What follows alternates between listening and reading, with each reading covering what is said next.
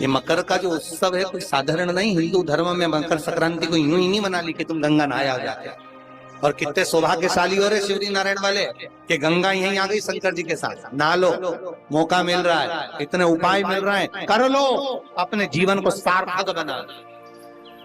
पूरे वर्ष में एक दिन ऐसा आता है, मकर राशि में सूर्य प्रवेश करता है तो उसे मकर संक्रांति कहते हैं। महाराज ध्यान दीजिएगा, पूरे वर्ष में एक दिन मकर संक्रांति। अच्छा, कई लोग कहते हैं कि सूर्य के उत्तरायण का क्रम है, ये क्रम है, ये पूजन का क्रम है, तिल्ली के लड्डू का क्रम है, लड्डू बना लो तिल्ली का, इसका क्रम है। पर अगर स्कंद पुराण उठाओ तो स्कंद पुराण में अगर मकर संक्रांति के क्रम को यदि पढ़ोगे तो मालूम पड़ेगा कि पूरे वर्ष में एक दिन ऐसा था जिस दिन भगवान शिव और नारायण ये दोनों, इसलिए आज भी हिंदू धर्म में गुड़ के लड्डू तिल्ली के साथ मिलाते हैं। क्यों? उसका कारण कि शंकर और नारायण ये दोनों एक ही दिन एक ही पल गंगा का स्नान करने के लिए एक नारायण को लेकर भगवान शिव। देखिए इतना कितना हमारे हिंदू धर्म में एक एक तिथि का एक बार का एक महत्व है, उसको समझ। माता लक्ष्मी भगवान नारायण और भगवान शिव को स्नान के लिए गुप्त रूप से झांक दिए तो भगवान विष्णु ने तिरछी दृष्टि में माता लक्ष्मी को देखा।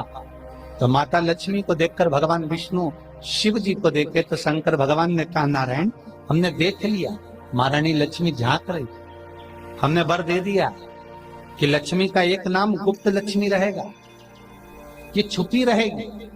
और आज मकर संक्रांति के दिन नारायण और शिव का दर्शन इस लक्ष्मी ने करा है। पर जो गुप्त लक्ष्मी का दान दे देगा उसके घर में कभी कोई बड़ी बीमारी प्रवेश नहीं करेगी।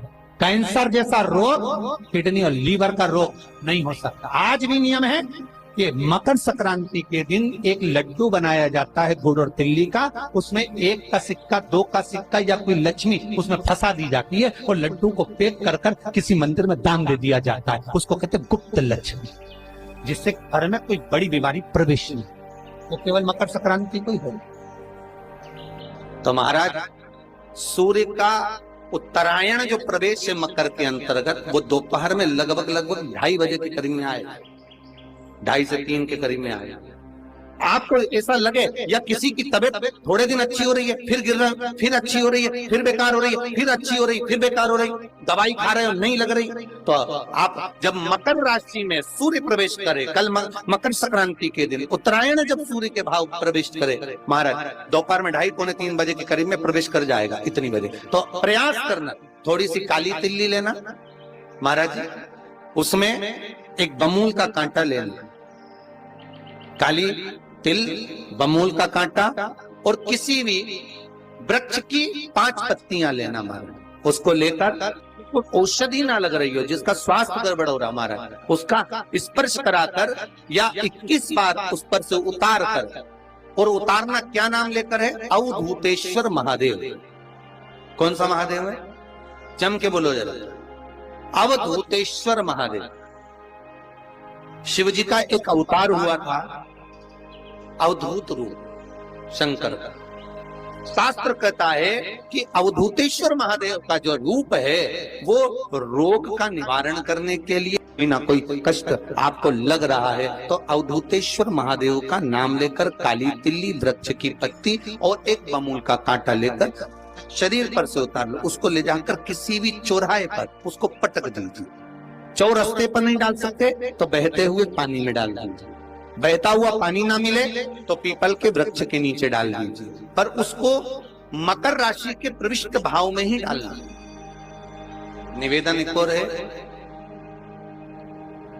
जिनके शरीर धूजता अर्थात हाथ पैर में कंपन उत्पन्न होता हो या हाथ पैर में कहीं कंपन का भाव लगता हो, ऐसा महसूस होता हो कि हाथ पैर धूजते हो, तो कल सूर्य को जब अर्घ दें तो उसमें काली मिर्ची पीस कर डालकर फिर सूर्य को अर्घ मारना। अर्घ देने के बाद में जो जल आप जमीन पर छोड़ेंगे उसका भाग थोड़ा सा अपने शरीर पर लगा लेंगे, जहां जहां पर कंपन उत्पन्न होता। या कोई डॉक्टर आपको बोल रहा है कि बाईपास करवाना पड़ेगा या कोई नस चोक हो गई हो, तो उस स्थान पर भी आप उस जगह पर भी उस जल को अवश्य लगाएं। काली मिर्ची का कितनी प्रतीक्षा करते करते करते करते करते करते भीष्म पितामह उत्तरायण का इंतजार करते रहे, कितनी प्रतीक्षा करते रहे।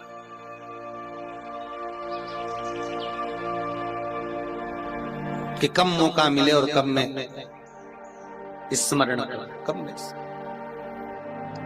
शुगर वाले जीव जिनकी शुगर ऊंची नीची हो रही हो, ज्यादा शुगर की परेशानी आ रही हो और इंजेक्शन लेना पड़ रहा हो, उनके लिए निवेदन है काली तिल्ली कल के लिए ये खास तौर से, बाकी के शुगर के लिए तो उपाय और बाद में बता देंगे, पर कल के लिए जो करना चाह रहे हैं जिनकी शुगर लेवल में नहीं आ रही, काली तिल्ली शंकर भगवान के शिवलिंग पर समर्पित कर दो और उस काली तिल्ली को जब शिव जी पर चढ़ाएं तो महाराज हाटकेश्वर महादेव का नाम लेना है।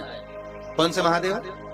हाटकेश्वर महादेव का नाम लेना है और शंकर भगवान पर काली तिल्ली चढ़ाते जाना है। उसमें कंकर नहीं हो, सफेद तिल्ली का एक भी दाना नहीं हो, इसका ध्यान रखिए। उस काली तिल्ली को चढ़ा दीजिए। हाटकेश्वर महादेव का स्मरण कर कर किसी को जल ना चढ़ाने देना है उस समय पर जब आप शंकर जी को चढ़ाएं, और भगवान शंकर की हाटकेश्वर महादेव का स्मरण कर कर 108 रुद्राक्ष से मनके से माला जप लो। वहीं शंकर चढ़ी रहने देना तिल्ली, उसी तिल्ली को वापिस कटोरी में उठा कर लिया।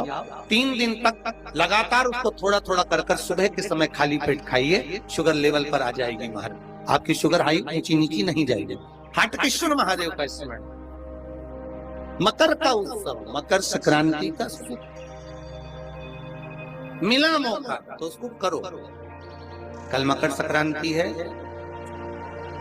जिस समय पर कल सूर्य उत्तरायण आ जाए और पहले दिन उत्तरायण के दिन ही जब संध्या का समय होता है, शाम का समय होता है महाराज, संध्या का जो समय होता है शाम का, अगर कोई बच्चा पलंग पर बाथरूम करता हो, गंदगी करता हो, सारी औषधि कर ली, दवाई कर ली, और या बच्चा रात्रि को उठकर चिड़चिड़ करता हो या रोता हो रात भर महाराज, उसके लिए, या माता के स्तनों में बच्चे को पिलाने के लिए दूध ना आता हो उसके लिए, या बच्चा रुदन करता हो या बच्चा गंदगी करता हो उसके लिए, कल शाम के समय पर प्रथम दिन में जब भगवान उत्तरायण आ रहे हैं मकर राशि के अंतर्गत, तो शाम के समय पर मकर संक्रांति के दिन गुड़ को पानी में मिलाकर शिवजी पर लेपन कर दो, उसी हाथ को बच्चे को मंदिर के बाहर चटा दो महाराज, फिर वो पलंग पर कभी गंदगी नहीं करेगा महाराज। जिस नारी का स्तन में दूध नहीं आता हो बच्चों को पिलाने के लिए, उसको भी अगर चटा दिया जाए तो स्तन में दूध आना प्रारंभ हो जाए महाराज। जो बच्चा रात्रि को